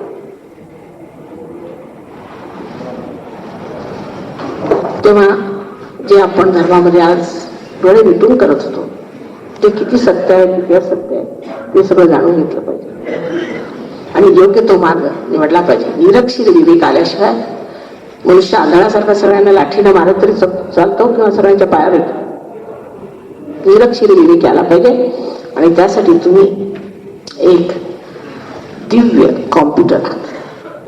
फक्त त्याचा मेन्सला लागायला पाहिजे. जसं या इन्स्ट्रुमेंटला मेन्सला लागायचं तर तुमचं कॉम्प्युटर लागलं की तुम्हाला आश्चर्य वाटेल, हा मनुष्य खोटा की खरा, नुसतं असं व्हायब्रेशन उत्पादन करतो. कोणाही विषयी जगातला मेलेला मनुष्य असो किंवा कुठे दूर असो त्याचं कळतं कुठे त्याला त्रास आहे काय, असं तुमचं कॉम्प्युटर सुरू होतं. म्हणूनच माझी विनंती आहे की आता उत्क्रांतीचं हे थोडंसं एक 3.5 फूट किंवा 4 फूट तुम्हाला फक्त प्रवास आहे, तो अगदी शांतपणाने करा आणि विचार आता करू नये. विचारांच्या पलीकडे त्याला आपण म्हणतो निर्विचार समाधी, ही पहिली स्थिती सहयोगात येते आणि ती आज येईल आपल्याला सगळ्यांना. क्षणभर का होईना, मग ती टिकवायची कशी ते पाहायला पाहिजे. पण आता मी परत विनंती करते, समोरून बसा. नाही तर बसल्याशिवाय मी काही जागृती देऊ शकत नाही. उभ्या राहिलेल्या लोकांना या येऊन बसा, शहाणपणा करा, इकडे येऊन बसा, समोर जागा आहे येऊन बसा. कोणालाही काहीही त्रास होणार नाही. बसून तुमची शक्ती आहे तेव्हा शहाणपणा धरून ती प्राप्त करून घ्या. सगळे बसून घ्या. बसल्याशिवाय नाही. उभे राहिलेले लोक कसे डोक्यात चढल्यासारखं वाटतं, तेव्हा कृपा करून बसून घ्या. ते बरोबर नाही, शिष्ट नाही. शिष्टतेच्या नाते सगळ्यांनी बसून घेतोय. हे लोकांना असं वाटतं पाहिजे की आमच्या डोक्यावर उभे येऊन बघतायत आम्हाला. खाली बसून घ्या, खाली बसून कृपा करून बसून घ्या. काय झालं बसायला, थोडा वेळ बसून, थोडा वेळ बसून. आता दुसरी गोष्ट अशी आहे की सहयोगात कोणावर जबरदस्ती करतायत, कोणावरही जबरदस्ती करतायत. असं आहे की तुम्हाला परमेश्वराने स्वतंत्रता दिली, वाटलं तर परमेश्वराकडे जा नाही तर सैतानाकडे जा, ती तुम्हाला परवानगी आहे. तर हे स्वातंत्र्य आम्ही काढून घेऊ शकत नाही, कारण तुम्हाला परम स्वातंत्र्य मिळणार आहे. त्यात तुमच्यावर कोणचीच सत्ता चालू शकते, कोणचीच सत्ता चालू शकते. म्हणजे तुम्ही व्यसन तुमच्यावरती जोर करू शकत नाही, कोणाशी तुमच्यावरती तुम्हाला कोणी त्रास देऊ शकत नाही, काय करू शकत नाही. ही अशी विशेष गोष्ट आहे. तेव्हा तुमचं स्वातंत्र्य जे आज आहे ते राहिलंच पाहिजे आणि त्याच्या पलीकडचं हे संबंध ते टोटॅलिटी मध्ये म्हणतात, हे संबंध स्वातंत्र्य आपल्याला मिळालं पाहिजे. त्यानंतर पण सर्व सामूहिक ह्याच्यात आल्यावरती आपल्याला कळेल की आपली किती वाढ होते. पण नम्रपणे. काही लोकांची स्थिती फार उच्च असेल, काहींची थोडी कमी असेल, पण सगळे जसं काही एका शरीराचे अंग प्रत्यंग झालात तुम्ही. विराटाचे एक अंग प्रत्यंग झाला, एक दुसऱ्याला मदत करतो. आता इथे काही काही फार मोठी मंडळी आली बाहेरून, एक सिनेटर आहे तिथे, एक मिनिस्टर आहेत, ते बसलेच बघत. तर आपण काळजीपूर्वक बसा.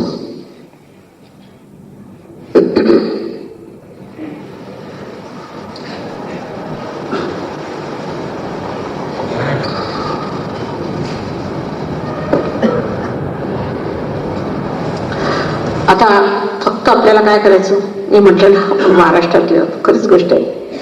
तेव्हा याच्यासाठी 3 अटी आहेत. पहिली अट अशी आहे की माझं हे चुकलं, माझं ते चुकलं, आणि मी असा वाईट, आणि मी असा पापी वगैरे हे प्रकार काही विसरून टाकायचं. अहो तुम्ही मानवा, तुम्ही काही चुका करणार तर काय परमेश्वर करणार आहे का? म्हणून स्वतःला कळलं क्षमा करा, आणि स्वतःबद्दल आदर पाहिजे, प्रेम पाहिजे. तर परमेश्वराच्या साम्राज्यात निघाले. जर तुम्ही खरोखर दोषी असता तर जेलमध्ये बसले असता. तेव्हा माझं हे चुकलं, असं चुकलं, तसं चुकलं म्हणायचं नाही. तुम्हाला आश्चर्य वाटेल, असं म्हटलं तर हे लेफ्टचं हे चक्र विशुद्धी म्हणतो. आणि हे जर चक्र धरलं ना तर मनुष्याला अंजानाचा रोग होतो, किंवा स्पॉन्डिलायटिस तुम्ही ऐकलं असेल, जिथे हाडं अशी हलतात आणि त्याच्यामुळे जो त्रास होतो आपल्या पाठीच्या कण्याला. म्हणून माझं काही चुकलं, अमुक आहे तमुक आहे, काही विचार करायचा. जे लोक तुम्हाला सांगतात तुम्ही पाप बीप केलंय तेच पापी आहे, पैसे काढण्यासाठी तुम्ही हे पाप केलं, त्याचं मार्जन करण्यासाठी मला 10 रुपये द्या, चांगलं त्याला लगवले पाहिजे 10.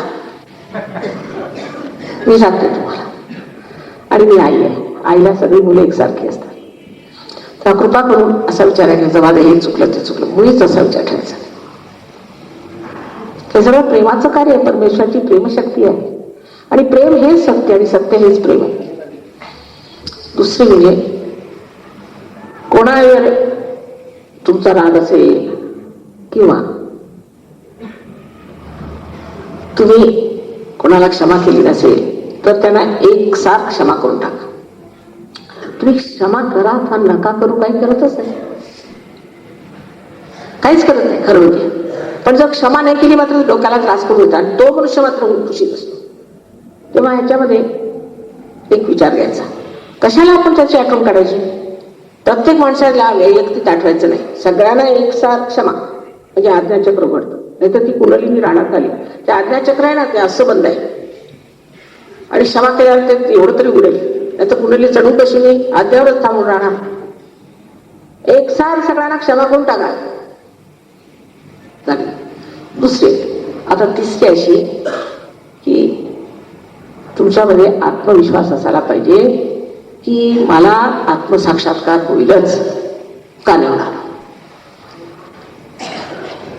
शंका नाही करायची स्वतःमध्ये, होईल का नाही होणार, होणारच. तेवढं कराल ना मग मी सुरू करते. बरं, आता दुसरं असं की आपल्याला ब्रह्मरंध्र छेदायचं म्हणून टोपी काढायला पाहिजे. पण आईसमोर आपण त्या टोपी पिपी घालत नाही. मी काही गुरु नाही आहे का मिनिस्टर नाही, टोप्या द्या काढून. आईचा हात नेहमी डोक्यावर असतो. तुम्हाला आई माहिती आहे नशी, या लोकांना तर आईशिवाय माहित नव्हती हो. त्यांना पार करायचं, माझ्या हात तुटायचे. इथे चैतन्य आहे, तुमच्यासारखे लोक आहेत तर ते पार नाही येत आहेत सहयोगात. तिथे चैतन्य नाही तर हे लोक एवढे धावत आहेत माझ्या मागे. मला काय करायचं ते समजत नाही. दात येत तर चणे नाही, चणे तर दात नाही. बर, आता या कोल्हापुरामध्ये अशी मंडळी तयार व्हायला पाहिजे महालक्ष्मीच्या आशीर्वादाने. दोन्ही हात माझ्याकडे अशी करायचे. आता हे का, कारण ह्या हातांच्या बोटांना इथे सिम्पथॅटिक नर्वस सिस्टमच्या एंडिंग्स आहेत असं डॉक्टर्स मानतात. एवढंपर्यंत पोहोचले. आता आणि चष्मे काढून डोळे मिठा. जे लोक वर बसले त्यांनी जर चपला बिपला घातल्या असतील तर काढून ठेवायच्या, आणि दोन्ही पाय वेगळे ठेवा. Please close your eyes and take out your spectacles. Please put your hands forward towards me like दिस.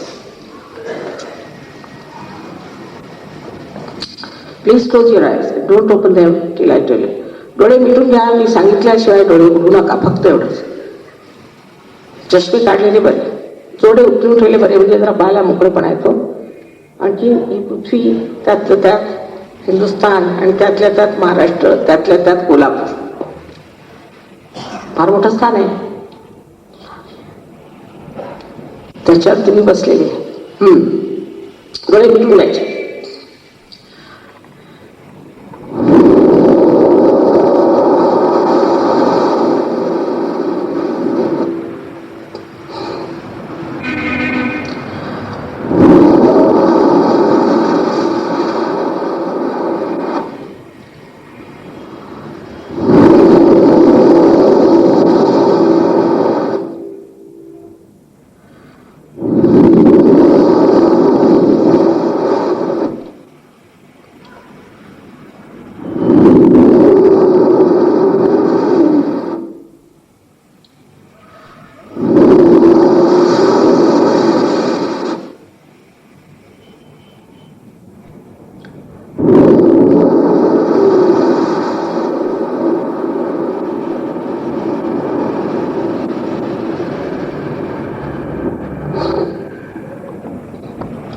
आता हळूहळू डोळे उघडा.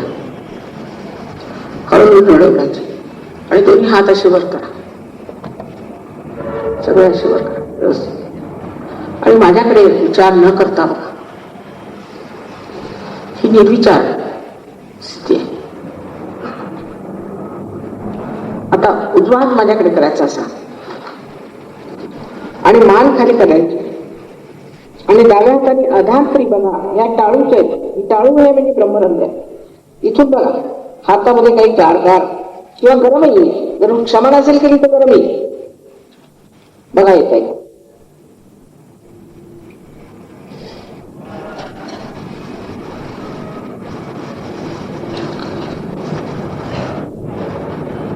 आता डावा हात माझ्याकडे करायचा. विचार नाही करायचा, विचारायच्या परत मानवा. आता उजव्या हाताने बघ, उजव्या हाताने बघ. गारगार येते, वाकून शांत वाटेल येतो, शांत.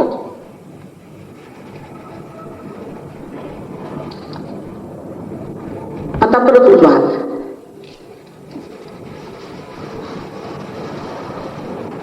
मान खाली वाकून घ्यायची. परत बघा, अधांतरी करायचा. आता दोन्ही हात वर करायचे असे आकाशाकडे, आणि मान अशी मागे घालून एक प्रश्न विचारायचा मनामध्ये. श्रीमाताजी हे परमचैतन्य आहे का, असं मनामध्ये विचारायचं 3दा.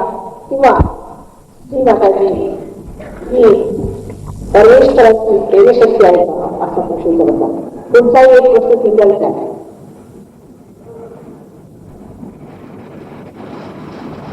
आता हात खाली घालायचे.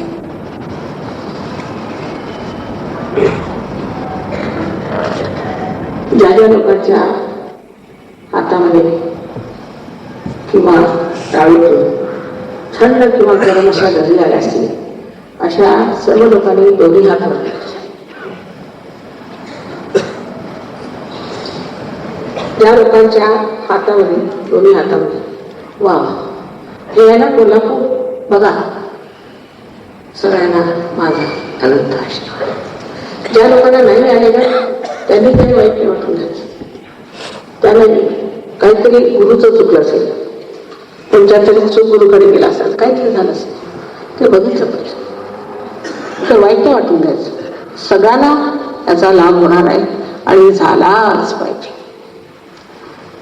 पण ह्याच्या पुढे या आत्मसाक्षात्काराची सुद्धा पूर्ण इज्जत केली पाहिजे.